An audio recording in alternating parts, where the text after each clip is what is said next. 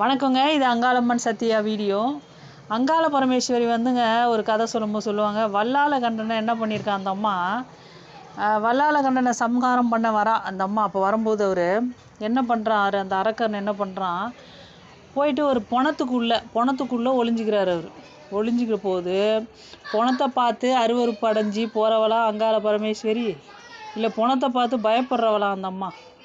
போனால் அப்படியே என்ன பண்ண அந்த அம்மா, நகத்தாலே குடல் கிழிச்சு வெளியே எடுத்து சம்ஹாரம் பண்ணிட்டு வந்தா வல்லாள கண்டனை. அந்த மாதிரி அங்காள பரமேஸ்வரி வந்துங்க சுடுகாட்டு காளி அந்த அம்மா. எதுக்குமே அசர மாட்டா, எதுக்கும் பயப்பட மாட்டா அந்த அம்மா.